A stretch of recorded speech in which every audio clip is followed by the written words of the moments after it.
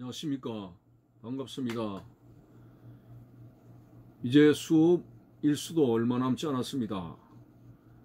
기말고사에 대한 공지를 이미 올렸습니다만은 미비한 사항이 있으면 다시 올리도록 그렇게 하겠습니다. 15주차 수업으로 끝을 가지게 되는데 오늘은 14주차 수업입니다.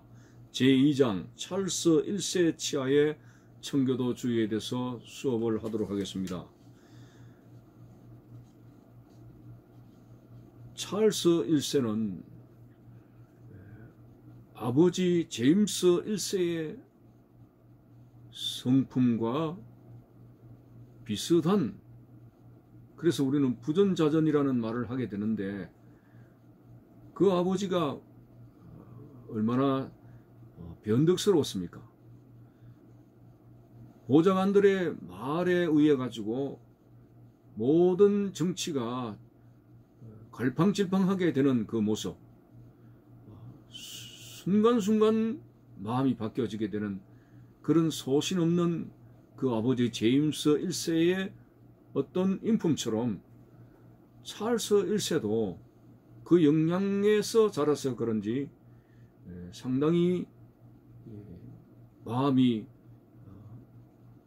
갈팡질팡하고, 그리고 오히려 그 아버지보다도 더 좁은 마음을 가지고 완고했다, 이런 평을 가지고 있습니다.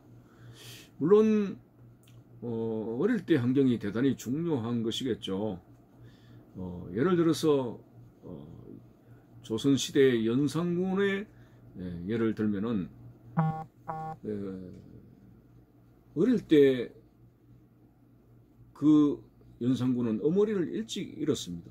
어머니 후궁 윤씨가 아버지의 성종의 왕비로 들어와서 연산군을 낳게 되는데, 그 윤씨는 질투심이 상당히 강해가지고 후궁들이 왕과 함께 있는 꼴을 못 보는 그런 연산군의 어머니였습니다. 그래서 마침내 윤씨가 후궁들을 살해할 업무를 가졌을 때 그것이 발각이 돼가지고 성종의 어머니 인수대비에 의해 가지고 왕비의 자리에서 쫓겨나고 나중에 사약까지 받아 죽게 되었습니다. 이렇게 연산군은 어머니를 일찍 여의고 다음 왕비의 자리에 오른 정현왕후를 친모로 잘못 알고 자랐습니다마는 그 계모된 정현왕후가 연산군에게 잘해줄 리가 없는 것이죠.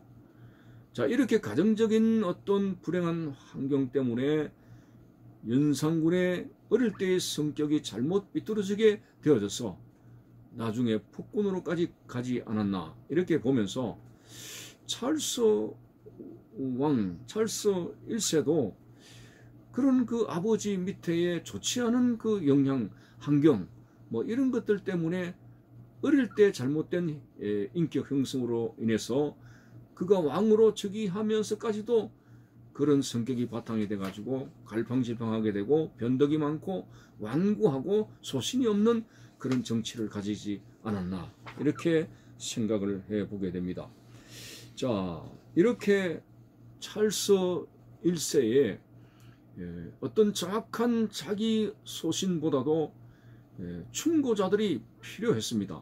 보좌관들이 필요했는데, 근데 더 불행한 것은, 그의 성격보다도 더 불행한 것은 그 충고자들, 좋은 자들, 보좌관들을 잘못 만났다, 이렇게 볼 수가 있는데요.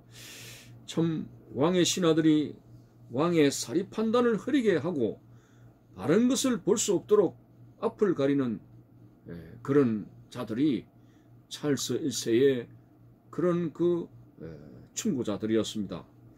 참 이 간신들을 잘못 만나면은 왕의 정치, 한 나라의 지도자가 엉망으로 가는 경우들이 참 많습니다.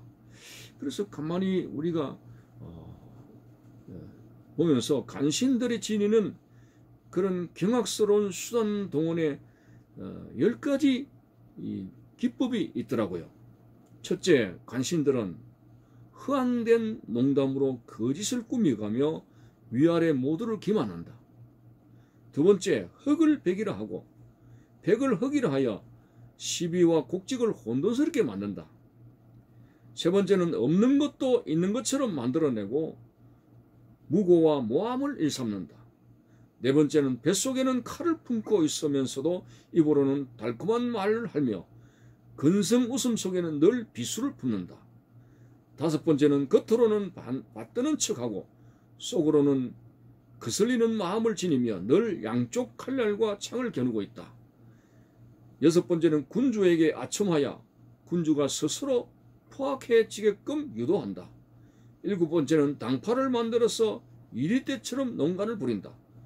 여덟 번째는 이간질을 통해서 서로 모함하게 하며 다른 한편으로는 창과 패의 상대적인 우열함을 과시하는 모순을 스스로 범한다. 아홉 번째는 음해를 거듭하며 돌아서서 사람을 무는 형편을 서슴지 않는다.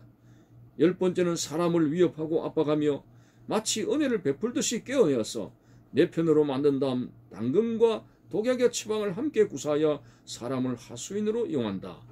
이것이 역대 간신들이 가지고 있는 공통적인 그런 인품입니다. 이런 사람을 만나게 되면은 정말 왕이라든지 지도자는 파행의 길을 가게 된다고 하는 것이죠. 그래서 찰스 1세도 자신의 성격이 뭔가 소신이 없는 데다가 그를 충고해주는 좋은 자들도 그렇게 좋은 사람들이 아니었습니다. 예를 들면 첫째로 버킹엄이라고 하는 사람이 나오는데 이 사람의 인물성에 대해서 클라렌도는 이렇게 말했습니다. 내가 믿기로는 어떤 사태나 어떤 국가에도 그렇게 교만하고 오만한 인격의 소유자가 그토록 많은 힘과 명성의 위대함과 행운을 가졌던 적은 없다고 그 버킹엄의 오만방자한 잘못된 인격을 신랄하게 비판을 한 내용이 있습니다. 결국 이런 성격 때문에 미움을 사가지고 1628년에 버킹엄은 암살을 당하기도 했습니다. 그래서 그 사람이 뭔가 신앙과 관계되는 사람이었는데 신앙 속에서 찰스를 내조했던 사람이었는데 한간에 이 사람을 향해서 그는 진리를 모르는 사람이고 사악하고 무모한 자였다.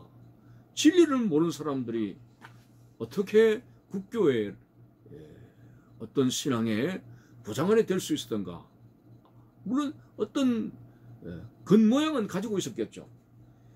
참으로 이것이 바로 버킹엄의 어떤 보좌의 체제였습니다. 버킹엄이 진리를 몰랐다는 것은 신자가 아니었다는 것이죠. 빌라도가 예수님께 물었습니다. 진리가 무엇이냐? 라고 물었죠. 빌라도는 권세를 가졌지만은 왕에게 신앙적인 진리에 대해서 내조할 만한 사람은 아니었습니다. 이 바로 찰스가 찰스 왕을 내조하는 버킹엄이 바로 어떤 신앙적인 조언을 할 수 있는 그런 사람이 못 된다 하는 것이죠. 그 다음에 윌리엄 리우드라고 하는 사람이 있었습니다. 찰스의 신임을 받았던 그 한 사람이 바로 윌리엄 라우드였는데 그는 키가 작았습니다. 얼굴이 좀 붉습니다. 눈매가 날카롭습니다. 표현을 기민하게 합니다. 그리고 사려 깊은 연설을 하는 사람이었다라고 말을 합니다. 그는 왕에게 보고를 할 때 그 내용들을 보면은 청교도주의에 대한 불평이었습니다. 청교도주의라고 칭하는 진리와 그 취지를 불안하게 하는 그런 정직한 사람들에 대한 불평이었다고 그렇게 말을 합니다. 그리고 그는 신앙적인 것이 거의 미신적인 수준에 가까운 사람이었습니다.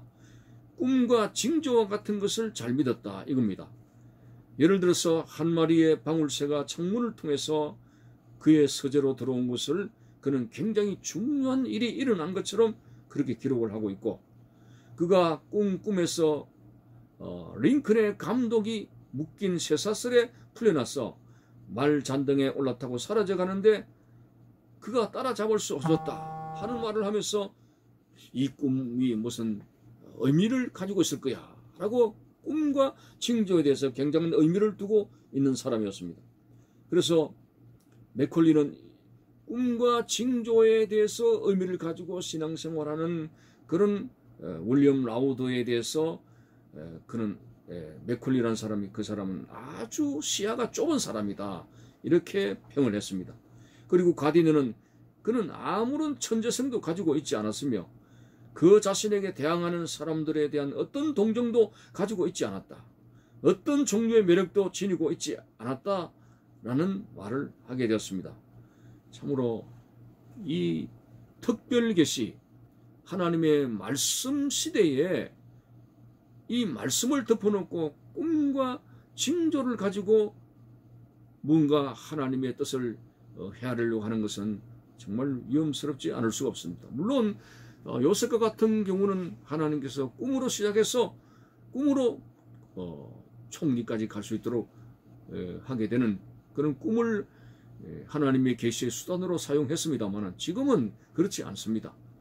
지금은 성령의 시대고 말씀이 정착되어 있기 때문에 말씀이 바로 우리에게 하나님의 뜻을 알려주는 특별 계시이기 때문에 우리가 하나님의 말씀을 덮어놓고 꿈과 징조로 가게 되어서 거기서 많은 오류를 범할 수가 있게 되는데 바로 찰스 왕을 내조하고 있는 윌리엄 라우드는 이렇게 천재성을 가져서 왕의 보좌관이 된 것이 아니고 이 왕에게 아첨을 하면서 왕이 즐거워하는 그런 어떤 쪽으로 시야를 가리게 하는 그런 사람이었는데 그가 바른 그 왕의 보좌를 할 수 없는 것이 말씀에 바로 선 사람이 아니라 꿈과 징조의 미신적인 사항을 가지고 나아갔던 사람이었다.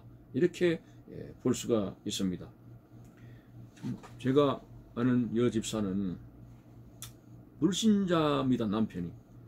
그래서 상당히 남편이 술에 취해가지고 오면은 또 거기에 대해서 가정 풍파가 일어나게 되고 많은 해 동안 그렇게 어려움을 당했을 때 그는 열정적으로 기도하면서 이러한 남편에 대해서 어떻게 하면 좋겠습니까? 라고 하나님께 기도했더니 어느 날 꿈속에서 남편하고 이혼을 하라. 이게 하나님의 응답이라고 생각하고 이혼 절차를 밟았다라는 소리를 듣게 되는데 과연 그것이 하나님의 음성일 수가 있느냐? 꿈속에서 남편과 이혼하라. 나는 그 사람에게 말을 했죠. 성경을 보라. 성경에 이혼하라고 하는 그런 이혼에 대한 합법적인 그런 말씀이 있느냐?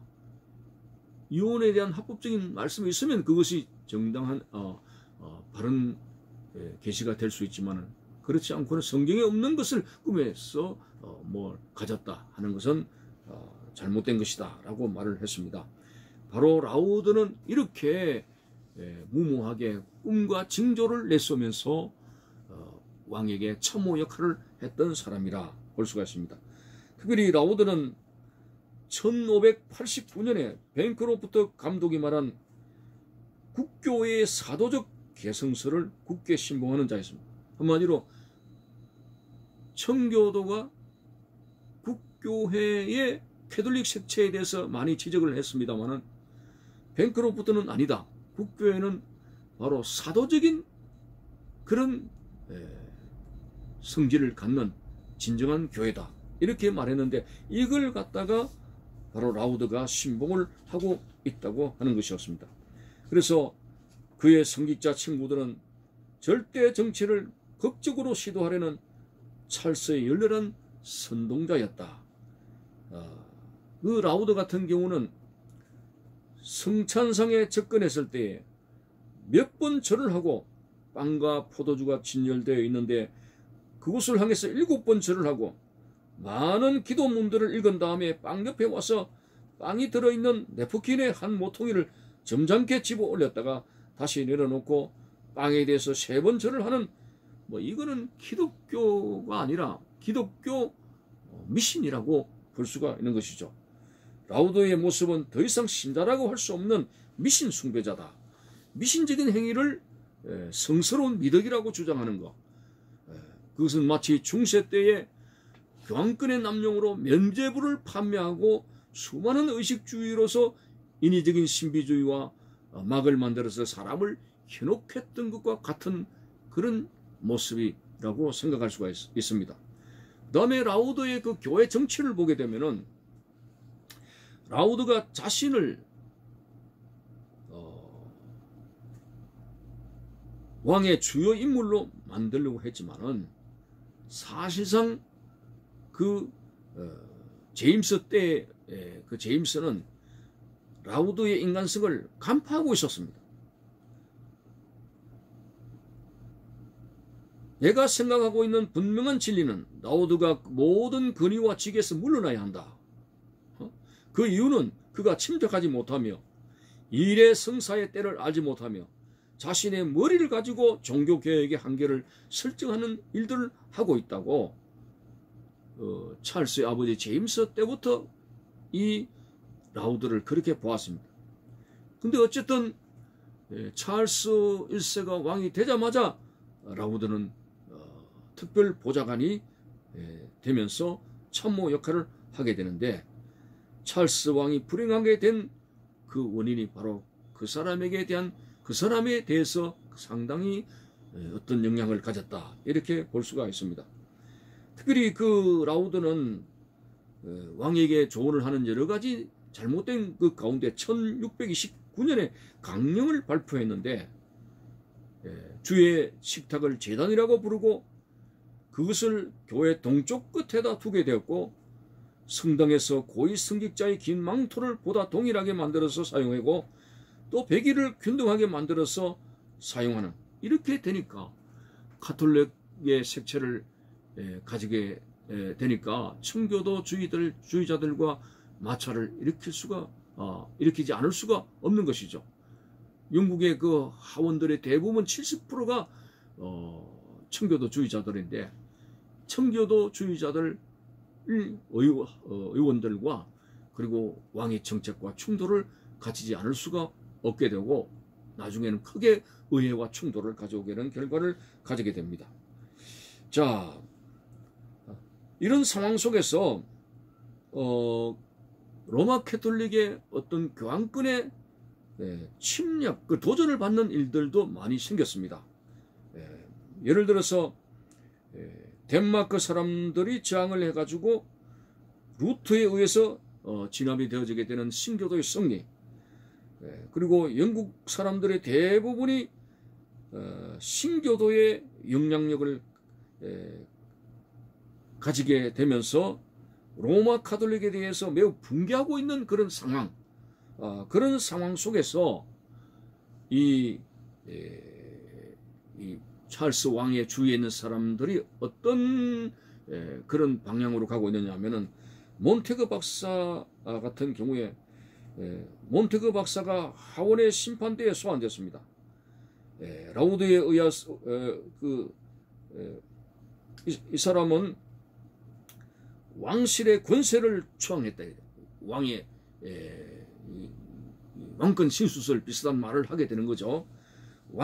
왕실의 권세를 추앙했던 몬테그 박사, 이 사람이 라우드에 의해서 보호가 되었습니다.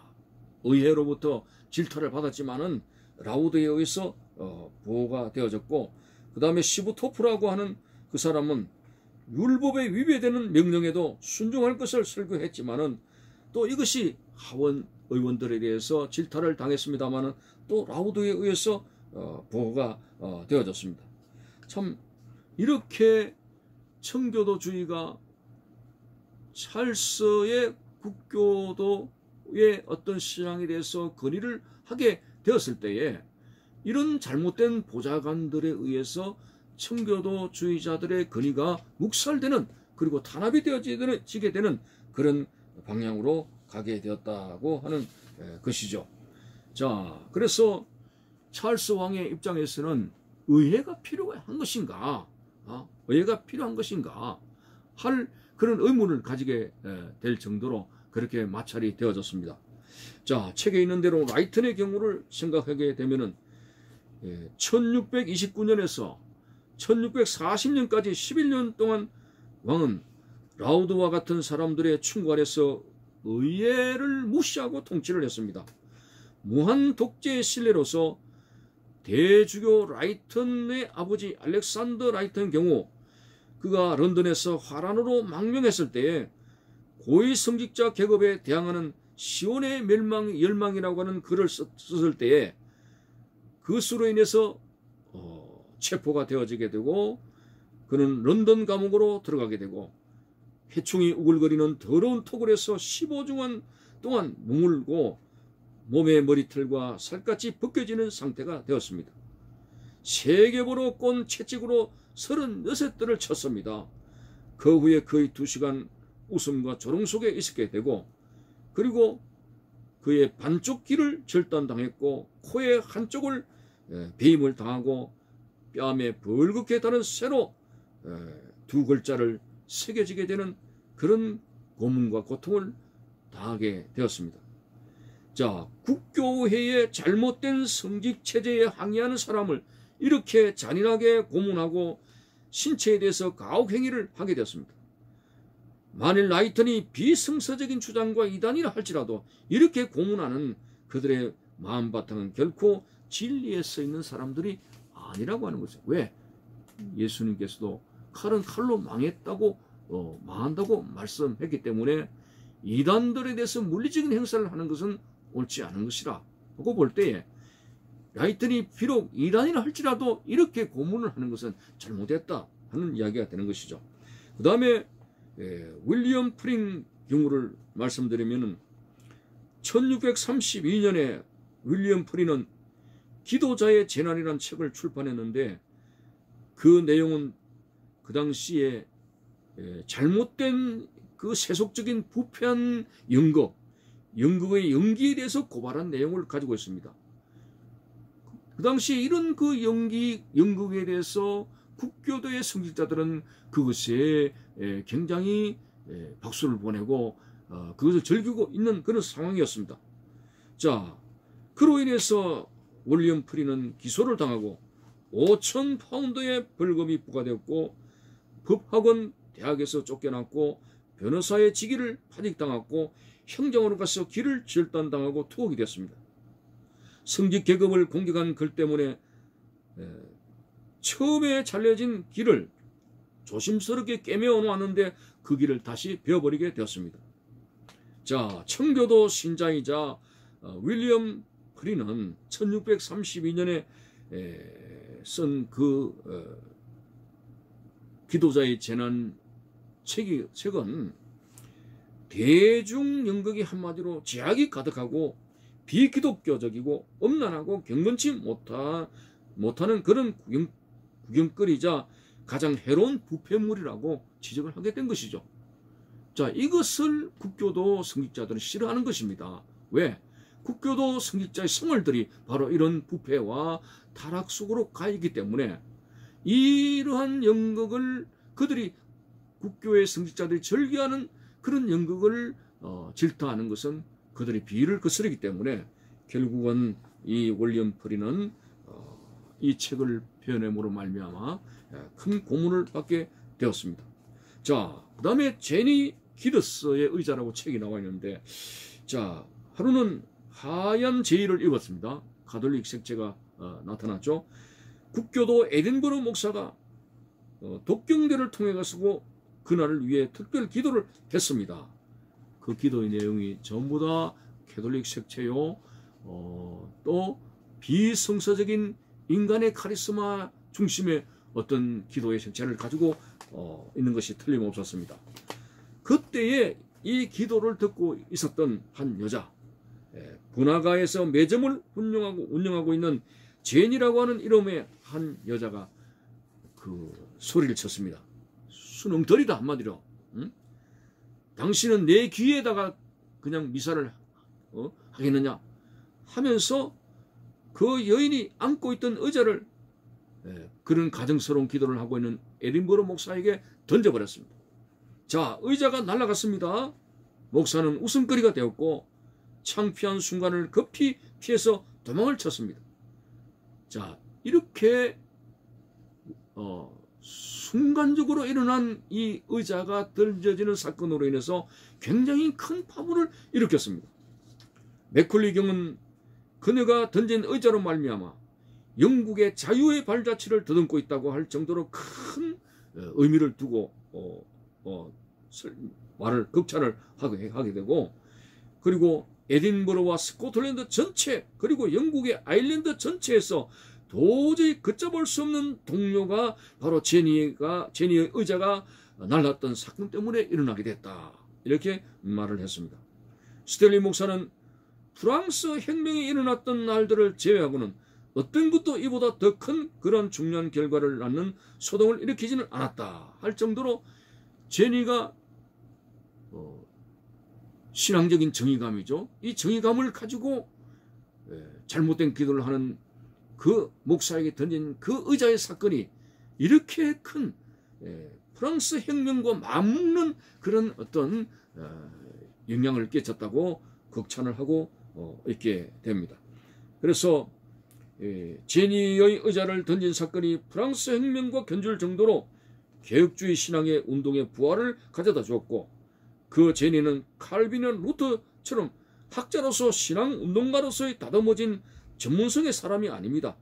단지 매점을 운영하고 있는 장사하는 아주머니였습니다.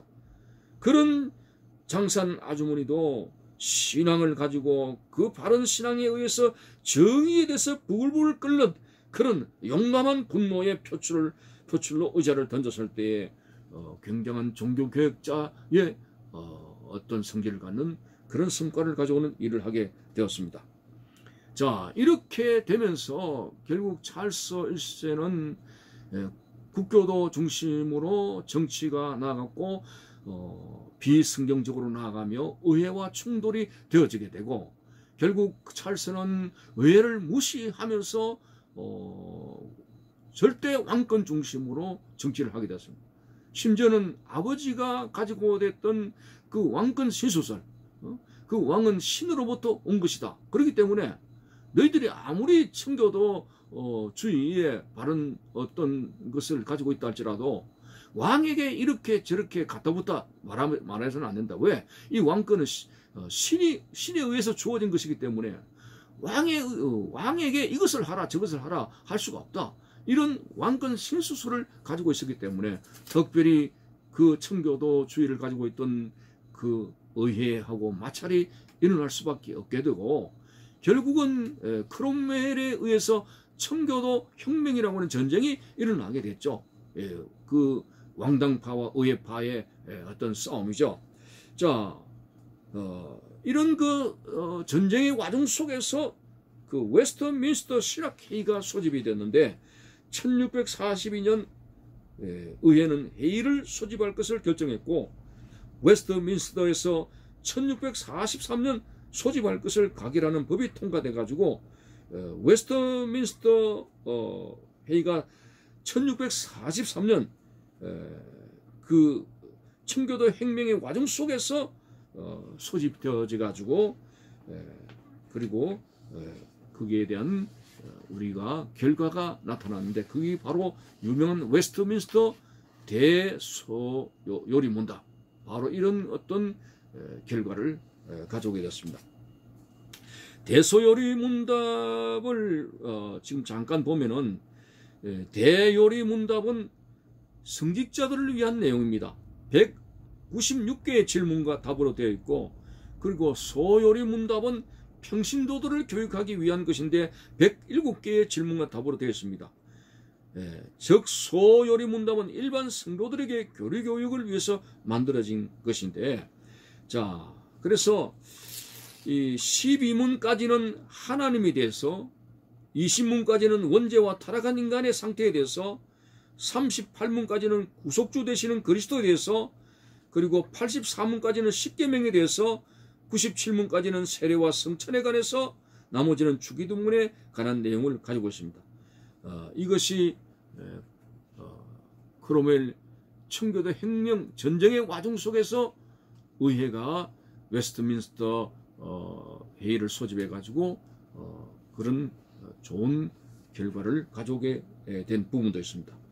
자, 이런 그 과정 속에서 결국은 영국은 장로교주의의 정치와 장로교주의의 신앙 형태로 어떤 이제 법령을 통과시키게 되고 그 체제를 가려고 하는 그런 분위기로 갔습니다. 장로교 조직을 세우는 마지막 법령을 통과시켰을 때 상하 양호는 모든 지방과 종교회의에서 시민법정을 향해서 권리를 언급했습니다. 수개월 동안 영적인 독립성에 대해서 의문이 토론되었고 결국은 악일의 중재에 의해서 타입이 되어지고 체결이 되어졌습니다. 자, 이렇게 장로교 정치가 어떤 좋은 정치 형태, 정치에서도 그런 장로교 주의가 적용될 뿐만 아니라 교회도 마찬가지였죠. 그래서 장로교 질서라고 하는 것은 한마디로 민주적이다 이렇게 볼 수가 있습니다. 예? 장로제에서 목사는 교회를 대표하고 장로는 교인을 대표한다고 되어 있습니다. 교인을 대표하는 장로는 목사와 함께 당회를 이루고 그 당회를 통해서 교회 중요한 일들이 진행되어진다고 볼 때 그 정치 체제는 절대 왕권에서 벗어나서 상당히 민주적이다. 이런 어떤 민주적인 성질을 가진 장로의 주의가 영국에 이제 법령이 통과되어지게 되고 절대 왕정에서 벗어나서 이런 체제로 가려고 하는 그런 움직임이 되어져 있었습니다. 그런데 이런 그 장로주의의 체제가 단명했습니다. 한마디로 영국에서 그 당시에 실패를 가져왔다는 것입니다. 왜 그런가? 크롬웰과 그의 군대의 승리라고 이 책에 나와 있는데 이게 무슨 말이냐? 크롬웰 혁명의 그 전쟁에서 크롬웰이 이끄는 그 군대가 승리를 했죠. 우회파가 승리를 했죠. 왕당파를 이기고. 근데 이 크롬웰의 그 모든 병사들의 신앙의 분파를 보게 되면은 청교도주의지만은 분파가 있었습니다. 조합교회. 조합교회라고 하면은 신앙의 자유와 심령의 평등을 내세우는 어떤 특성을 가진 교파가 조합교회고, 그 다음에 침례 교파가 있고 여러 교파들이 있는데, 이 청교도 혁명의 군대에 군인들이 가지고 있는 그 신앙, 조합교회, 침례교회 여러 교파들을 가지고 있는데, 이들 때문에 사실상 장로교주의 체제가 영국에 정착되는 것이 실패했다는 그 이유는 이들의 손익을 따지게 됐을 때에 이 장로주의 체제가 자기들에게 너무 부담스럽죠. 그리고 장로교 체제가 너무 근엄하기 때문에 신앙생활 자체가 그들에게 상당히 힘들다 하는 그런 부분 때문에 이들의 저항으로 인해 가지고 결국은 뭐냐면은 장로주의 체제가 영국에 정착하는 것은 어렵게 되고 실패했다. 첫째 원인이 그렇게 되고 있습니다. 두 번째는 장로교주의 형태가 착수되기는 했지만은 의회는 영적인 문제에 대해서 교회 법정의 결정을 인가하기를 거부했다. 이게 무슨 말이냐면은 아무리 영적인 문제를 가지고 교회에서 가결이 됐다 할지라도 절대 왕정에서 왕이 그 교회에서 가결된 것을 다시 허락지 않고는 그것을 집행할 수 없다. 한마디로 교회는 왕에게 종속이 되어져야 된다. 이런 주장을 하기 때문에 장로주의 체제가 발판을 만들 수가 없게 되었습니다. 아무리 교회에서 영적인 문제를 가지고 왈부왈부해가지고 어떤 결정을 내렸다 하더라도 최종적으로는 왕의 권한이기 때문에 왕이 결정을 내려야 된다. 이런 어떤 주장을 하기 때문에 장로주의 정치 행태가 거기서 뿌리를 내릴 수가 없고 실패를 하게 됐다. 이렇게 볼 수가 있습니다. 그리고 마지막 세 번째는 장로교주의가 영국의 위기의 시대에 영원한 정착을 실패했던 중요한 원인이 바로 이 크로멜 이 혁명 체제가 너무 강압적인 형태를 가졌기 때문이라 이렇게 보게 됩니다. 결국은 이 찰스 왕이 이제 왕정에서 쫓겨나게 되고 도망가게 되고 체포가 되어져서 결국은 사형 당하게 되고, 이 크롬웰이 호국경이 돼가지고 영국을 이끌어 나가게 되는데, 청교도주의의 어떤 바른 신앙생활과는 인정하는데 그것이 하나의 굉장히 강압적인 형태로 나타났기 때문에, 민주적인 장로주의 체제하고는 먹혀들어가지를 않고 그 장로교주의가 정착을 할 수가 없었던 그런 모습을 설명할 수가 있습니다. 그래서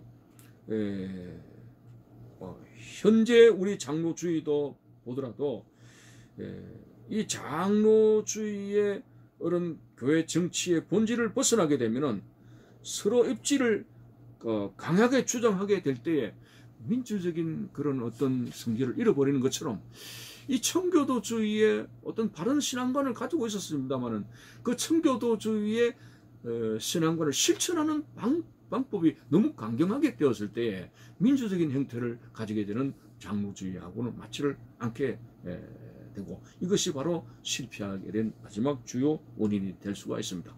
어쨌든 제임스 1세는 왕권은 신이 준 것이라고 하는 왕권 신수설을 믿어가지고 청교도가 장악하고 있는 영국 의회와 대립을 하고, 제임스의 아들로 왕위에 오른 찰스 1세도 영국 국왕을 수장으로 하는 국교회를 강화하고 칼빈의 교리를 믿는 사람들인 청교도를 탄압하게 되는 그런 정책 일선을 가지게 되었습니다. 당시에 영국 의회의 젠틀이라고 부르는 신흥 상공업자들, 자영농들이 대거 진출하고 있었는데 이들 대부분이 청교도였습니다.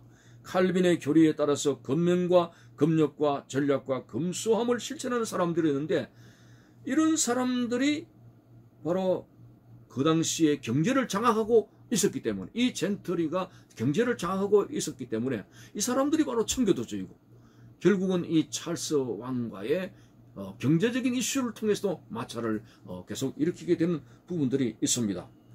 자, 이 찰스 1세가 특별히 영국과 에스파니아의 전쟁을 하는 과정에서 막대한 전쟁 비용을 부담하게 되었을 때에 그는 의회의 동의 없이 세금을 거두었고, 당시 하원의 70%를 장악하고 있던 청교도 의원들은 이것을 맹렬히 비판하게 되었습니다. 찰스 1세는 자기를 비판하는 의원들을 체포영장 없이 체포해 버리기도 했습니다. 그럴 때에 1628년에 의회의 동의 없이는 어떠한 세금을 거둘 수도 없고 빚을 질 수도 없으며 법에 의하지 않고는 누구도 체포할 수 없다는 권리청원을 마침내 제출해가지고, 찰스 왕은 내키지는 않았지만은 세금을 더 걷어내기 위해서는 의회의 협조가 필요했기 때문에 어쩔 수 없이 또 권리청원에 대해서 승인을 하게 됩니다. 하지만 찰스 1세는 그 이후로 10년 동안 의회를 소집하지 않습니다. 1640년에 찰스 1세는 장로교를 믿는 스코틀랜드의 영국 국교인 성공회를 강요하다가 스코틀랜드와 전쟁을 벌이게 됐을 때 찰스 1세는 그제서야 10년 동안 열리지 않았던 의회를 소집하고 전쟁 자금에 대해서 동의를 얻으려고 했습니다. 그러나 왕의 요구에 대해서 의원들의 반응은 냉담했죠. 의회는 전쟁 자금을 지원할 생각이 없었습니다. 오히려 그때 왕이 저지른 죄를 한 200여 개의 조항을 나열하면서 찰스 1세를 비판하게 되었습니다. 대표적인 것이 파운드세, 톤세, 선박세를 불법으로 이렇게 간주하면서 찰스의 잘못된 것을 막 이렇게 비판하게 되었습니다. 자, 이렇게 해서 의원들이 이 모든 것에 대한 왕에게 책임을 묻자 화가 난 찰스 1세는 18일 만에 의회를 해산시켜버리고 결국 자기 자신을 지지하는 의회 속의 왕당파들의 도움을 받아서 계속적으로 무리하게 스코틀랜드와 전쟁을 벌이다가 이 전쟁에서 패배를 하게 되었습니다. 의회표가 1만 명이 서명한 의회 소집 청원서를 제출하면서 마침내 국왕을 압박하고 전국을 순회하면서 찰스 1세를 비방하게 되는 그런 일들이 벌어지게 되는 것이었죠. 그래서 결국 이 찰스 1세가 국교도 중심으로 너무 강하게 청교도주의를 박해하게 되고, 또 그 청교도주의의 어떤 의회와 충돌이 이렇게 나면서 결국은 혁명이 일어나게 되고, 이 혁명으로 인해 가지고 찰스 1세는 거두절미하고 이 찰스 1세는 체포가 되어져서 형정의 이슬로 사라지게 됩니다. 오늘 이 강은 이렇게 찰스 1세가 청교도 혁명에 의해서 이제 죽게 되는 그러한 마지막으로서 청교도주의가 다시금 소생하게 되는 이런 방향으로 가고 있는 이런 성질을 가지고 이번 관은 정리를 하게 됩니다. 수고했습니다. 수고 많았습니다.